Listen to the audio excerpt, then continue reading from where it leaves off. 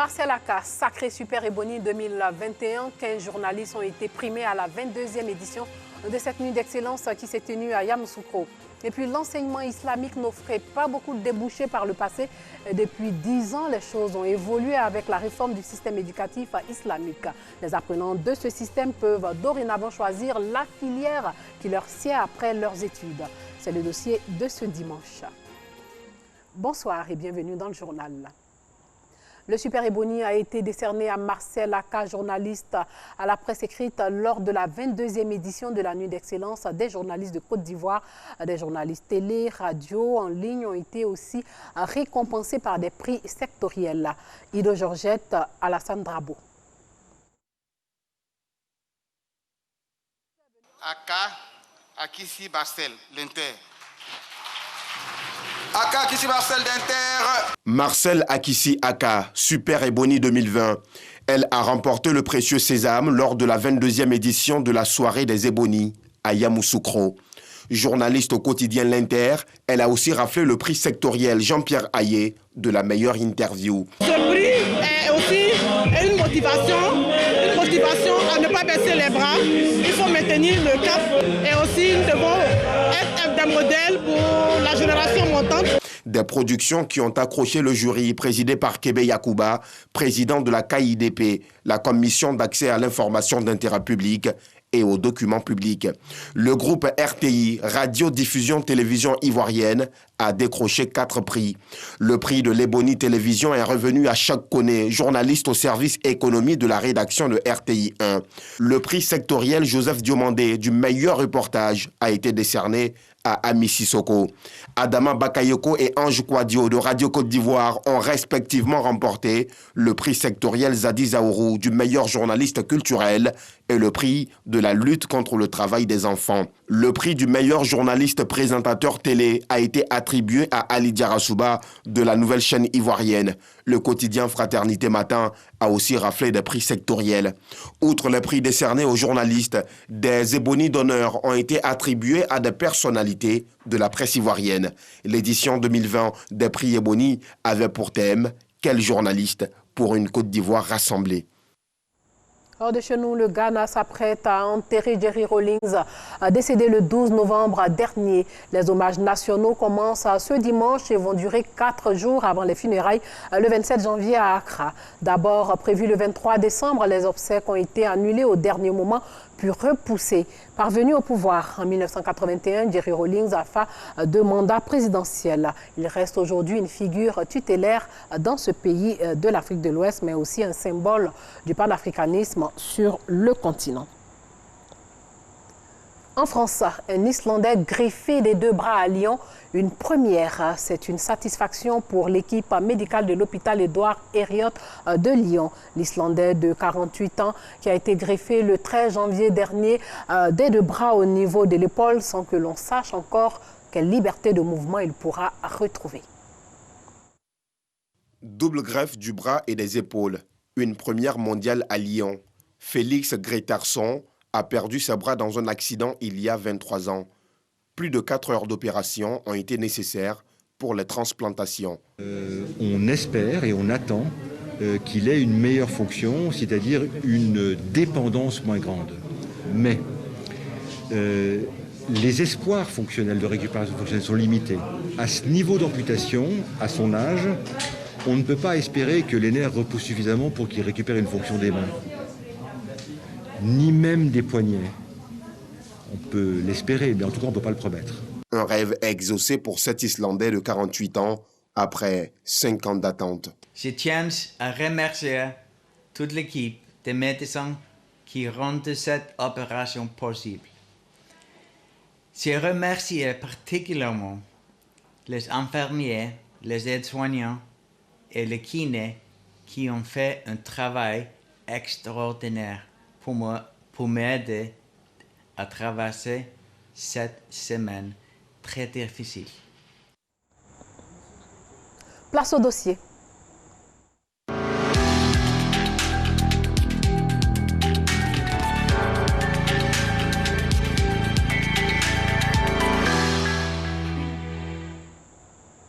L'enseignement confessionnel islamique a été reconnu par le ministère de l'Éducation nationale et de l'enseignement technique en 2011.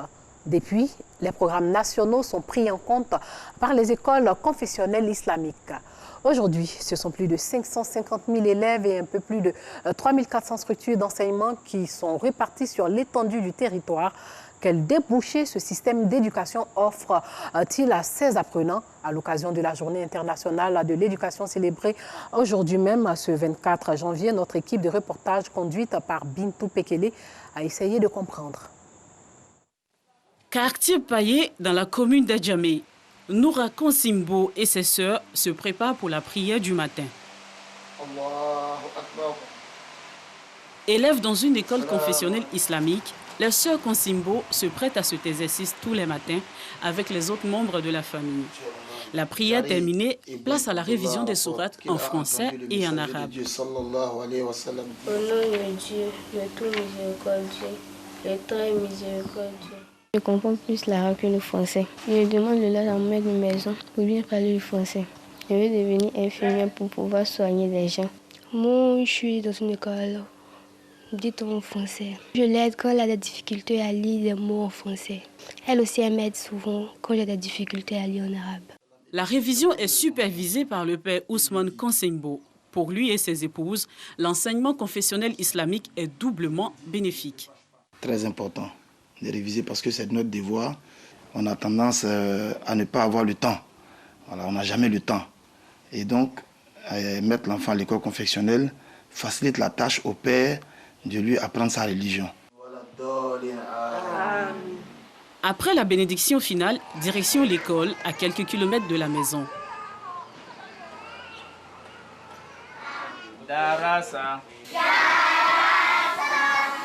Avec un effectif de 217 élèves, cet établissement confessionnel islamique a ouvert ses portes en 2007 avec l'enseignement coranique.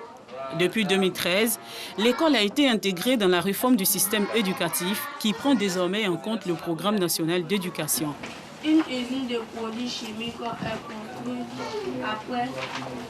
est construite près de... Elle refuse du monde aujourd'hui, faute de place. Dans la commune de Treichville, l'école Sabiloul Khairi est également conformée à la réforme depuis la maternelle dans un meilleur décor en termes d'infrastructure. Chaque classe a 2 enseignants pour les 2 programmes et la combinaison semble marcher. Ils savent lire en arabe comme les alphabets d'arabe. Je suis chrétienne. Je les apprends à chanter, à compter en français. Parce que moi, je fais français. Le matin, nous faisons le programme officiel et les après-midi, nous faisons l'enseignement religieux. Puis notre agrément en 2014, le programme est exploité à temps. L'école reçoit ce jour la visite des responsables de l'OESI, l'Organisation des établissements confessionnels islamiques. Elle œuvre à structurer ce système éducatif depuis 1997. Quand l'année tire à sa fin, nous organisons les examens internes. Voilà, pour décerner des diplômes islamiques et arabes à nos élèves. Et en plus de ça, maintenant nous présentons aussi les enfants au CEP, au BEPC comme au bac. Des efforts ont cet été faits par l'OESI pour améliorer le système éducatif, mais des difficultés demeurent. La plupart de nos enfants, quand ils ont le CEP, il n'y a pas beaucoup de collèges et lycées islamiques. Donc le ministère est obligatoirement demandé d'orienter ces enfants-là dans les écoles laïques.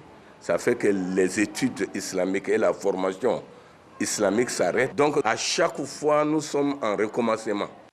Le cap du primaire passé, les élèves sont attendus pour le secondaire, mais se pose la question de l'insuffisance des infrastructures d'accueil. L'école confessionnelle Aboudraman Traoré, toujours dans la commune d'Abobo, est reconnue pour prêter main forte à ses élèves. Je suis au niveau de la 6e. Ça se passe comment? Ça se passe bien. Je veux enlever les enfants de la rue, m'occuper des enfants orphelins. J'aimerais être un cadre de ce pays.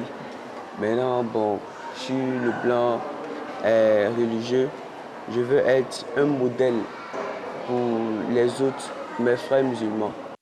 Le pays compte à ce jour 3400 structures islamiques d'éducation. Elles bénéficient d'un accompagnement du ministère de l'Éducation nationale. Idrissa Kouyaté, directeur du Centre national des matériels scientifiques, est en charge de la question. Dès que les programmes sont appliqués, nous aidons donc l'école à parfaire les autres champs qui restent, c'est-à-dire les infrastructures, la pédagogie, les ressources humaines, parce qu'il faut avoir des enseignants capables de donner les enseignements du programme officiel. Et il est le même pour tous les élèves, qu'ils soient dans l'école publique, ou dans l'école privée laïque, ou dans l'école privée confessionnelle. Donc là, nous ne badinons pas là-dessus, nous travaillons à accompagner ces structures qui sont proches pour que l'enseignement soit de qualité. Nous nous rendons à la Riviera Palmeraie à Cocody. La commune abrite l'une des 2 universités islamiques habilitées à former les étudiants après le bac. L'université musulmane africaine UMA qui renferme l'Institut de l'imama en Afrique. Dans cette salle de classe, les étudiants en licence 2 des filières imama, charia et communication sont en composition. Dr Arna Konaté, vice-recteur de l'université, est un produit de l'enseignement islamique. Il salue le progrès du système éducatif en Côte d'Ivoire, même si beaucoup reste à faire. À la question des débouchés, il répond. Les débouchés sont limités et surtout que ces débouchés, beaucoup de fois, ne sont pas des débouchés qui sont encouragés dans la société. Et personne ne veut avoir une vie misérable. Donc, c'est tous ces aspects qu'il faut réétudier pour que l'éducation islamique puisse aboutir à des spécialités et qui seraient vraiment bien pour tous les étudiants qui viennent s'inscrire dans ce système-là. Aujourd'hui, Dieu merci, c'est-à-dire le système fait merveille pour nous. Nos enfants auront l'accès à toutes les spécialités qu'il faut pour renforcer notre communauté et renforcer notre pays. Un peu plus loin dans la commune du Plateau, nous partons à la rencontre d'un génie de l'enseignement islamique. Parti de l'école coranique d'un petit village de Prikro dans la région du Ifou, Ahmed Kofi est aujourd'hui diplômé ingénieur en assurance de l'INPHB de Yamoussoukro. En stage dans une banque, il invite ses cadets à se démarquer. Après le CM2, donc l'obtention du CEP arabe, c'est là que j'ai été inscrit dans une autre école, cette fois-ci à Abidjan, du nom de Salaf Soleh. Et c'est à partir de là que l'aventure avec le français va commencer. Donc tout en suivant le cursus normal en arabe, il y avait un programme qui nous permettait en fait de faire le français. Donc c'est dans ce canal-là que j'ai pu avoir à la fois mon bac arabe et le BPC ivoirien. C'est vrai, c'est notre dîme, c'est notre devoir, c'est notre raison d'être d'apprendre l'islam et de la pratiquer. Mais il ne faut pas aussi négliger le côté professionnel pour ne pas se retrouver demain dans une situation peu confortable. Contrairement à Ahmed, Ibrahim Bamba, que nous retrouvons à Abobo PK18, n'a pu s'intégrer dans le tissu professionnel ivoirien avec sa maîtrise en psychologie obtenue en Arabie Saoudite. Problème, ses diplômes arabes ne sont pas reconnus. On est issu de l'école, même pas confessionnelle, de l'école franco-arabe. Voilà. Donc le bac que nous avions eu en Côte d'Ivoire, certes, ça nous permet d'étudier en Arabie Saoudite, peut-être même d'exercer en Arabie Saoudite, mais en Côte d'Ivoire, ce n'est pas possible, puisque le diplôme pris en compte en Côte d'Ivoire ici, c'est le diplôme de Côte d'Ivoire, ou du moins le bac. Donc, n'ayant pas le bac, j'ai vu toutes les portes, le bac ivoirien du moins, j'ai vu toutes les portes se fermer devant moi. Il faut pouvoir nourrir sa famille, une réalité qui conduit ce cinquantenaire dans le business du gaz butane à Abobo, en Okwa. J'appartiens à une génération perdue, voilà, qui a une compétence, mais qui est inutilisable. Dieu est avec toi et met la baraka dans tout ce que tu fais. Selon Ibrahim Bamba, ils sont plus d'une centaine d'étudiants revenus au pays après de longues études dans les pays arabes. Entre grands rêves et réalité du terrain, ils peinent aujourd'hui à mettre leur savoir au service de la nation.